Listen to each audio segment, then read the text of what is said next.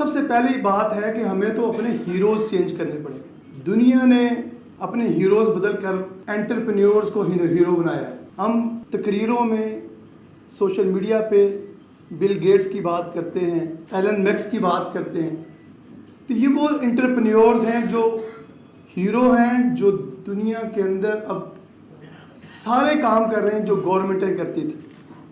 تو ہمارا سب سے بڑا پرابلم یہ ہے کہ ہم نے اپنی چیزوں کو سیدھا ہی نہیں کیا. ہمارے ہیروز ہمارے وہ چینج کرنے پڑیں گے. اب جناب صحت, تعلیم, ریسرچ, خلائی مشن, سارا اب دنیا جو ہے وہ انٹرپرینیورشپ پہ چلی گئی ہے. گورنمنٹ کا کام صرف مانیٹرنگ. اب بات یہ ہے کہ سراج الحق صاحب نے اعلان کیا خوشحال پاکستان کا. ماضی میں بھٹو صاحب نے کہا روٹی کپڑا مکان, نواز شریف نے کہا ایشین ٹائیگر, عمران خان صاحب نے 1 کروڑ نوکریوں کا ذکر کیا. تو as a practical business man مجھے ان سارے جو خواب ہیں اس کے اندر ایک ہی چیز نظر آتی ہے, وہ ایک ہی کام اگر کیا جائے تو اس سے یہ مسئلہ حل ہو سکتا ہے, وہ ہے انڈسٹری. دوسرا کام انڈسٹری, تیسرا کام انڈسٹری. پہلا کام ایکسپورٹ, دوسرا کام ایکسپورٹ اور تیسرا کام ایکسپورٹ. میں دنیا کے تقریباً 20 ملکوں میں ایکسپورٹ کرتا ہوں. میں بیک وقت پروڈکشن بھی کرتا ہوں, امپورٹ بھی کرتا ہوں, ایکسپورٹ بھی کرتا ہوں. تو دنیا کے اندر تو اب بہت ساری چیزیں چینج ہو گئی ہیں, ہم اسی جگہ کھڑے ہیں.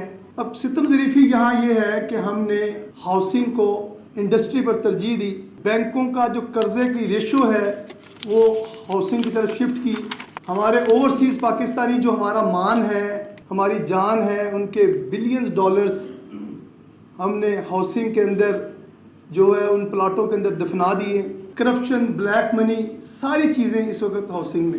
تو میں تو صرف یہی کہوں گا کہ یہ جو انڈسٹری ہے یہ سب سے بڑا حل ہے. یہ جو بجٹ ہے یہ آئے گا چلے جائے گا, یہ لانگ ٹرم پلان کے اندر 1 پوائنٹ ایجنڈا پہ یہ کام ہونا. اب آ جاتے ہیں کہ پریکٹیکل بزنس مین جو ہے اور یہ انڈسٹری کیسے لگے گی. جی پیسے نہیں ہیں.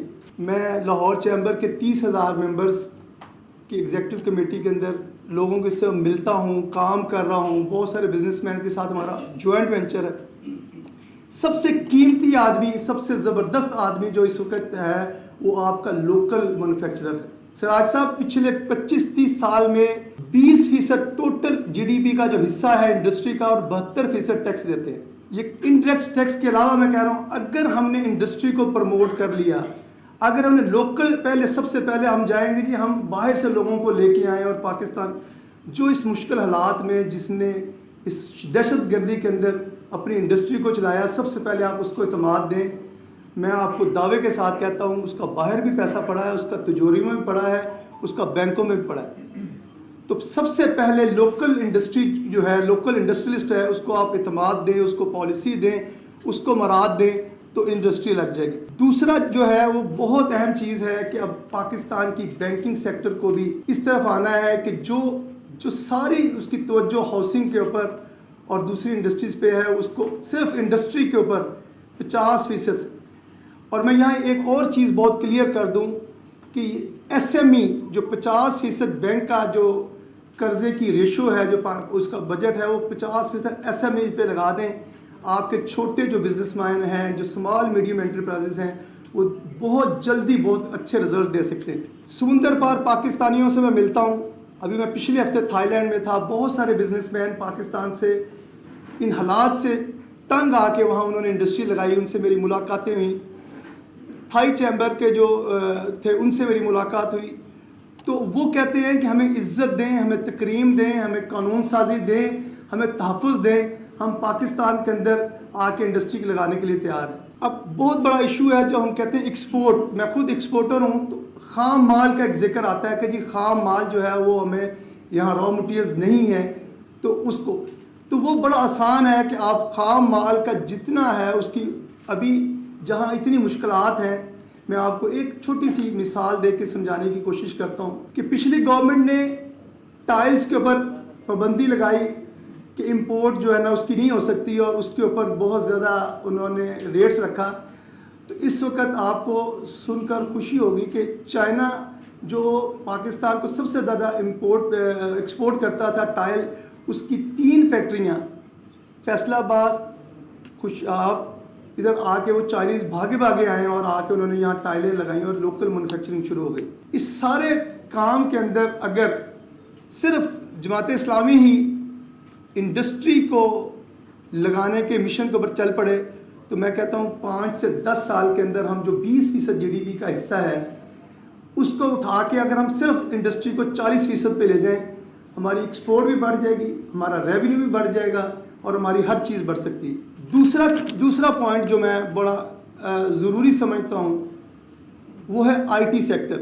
یہاں سراج صاحب آئیں گے، وہ بھی کہیں گے کہ ہم نے نوجوان ہمارے فارغ کر رہے ہیں، ہم نے روزگار دینا ہے. سر یہ IT سیکٹر اتنا زبردست سیکٹر ہے اس وقت دنیا کا کہ اگر ہماری فوکسنگ، ہماری بینکوں کی توجہ، ہماری پالیسی سازوں کی توجہ اور ہمارے سیاستدانوں کی توجہ اس IT سیکٹر پہ لگ جائے تو ہم دنوں کے اندر، مہینوں کے اندر جو ہے وہ جو مشکلات اور ابھی جو اس وقت اندھیرا نظر آ رہا ہے اس کے اندر ہم چینج لا سکتے ہیں. آخری جو پوائنٹ ہے وہ میں یہ بتاؤں کہ کیونکہ میں خود ٹیکس پیئر ہوں، مجھے پتہ ہے ابھی جو پہلے مقرر آئے ہوئے تھے وہ کہہ رہے تھے کہ ٹیکس نہیں دیتے. میں سمجھتا ہوں کہ جو ریئل بزنس مین ہے، جو کنٹینیو بزنس کرنا چاہتا ہے، وہ پورا ٹیکس دیتا ہے. اصل میں پرابلم یہ ہے کہ ہم نے بہت ساری چیزوں کو الجھایا ہوا ہے. اگر آج ایک کام ہم کر لیں، نیشنل ٹیکس ڈیٹا لنک ایک بنا دیں اور جتنی بھی انفارمیشن ہے FBR کی، بینک کی، ہاؤسنگ سوسائٹیز کی، ساری انڈر 1 لنک بنا دیں اور کوئی بھی کسی جگہ پہ آپ اس کا شناختی کارڈ ڈالیں اور بندے کی اسیسمنٹ ہو جائے 2 منٹ میں کس کے پاس کیا ہے، تو آپ 15,000 ارب کی بجائے آپ 20,000 ارب اکٹھا کر سکتے ہیں. تو یہ ول کی ضرورت ہے، اس کے اندر ول چاہیے. تو میں دوبارہ اس پری بجٹ سیمینار میں کہوں گا یہ سارا گورکھ دھندا ہے. اصل جو چیز ہے وہ ہے آپ کی انڈسٹری.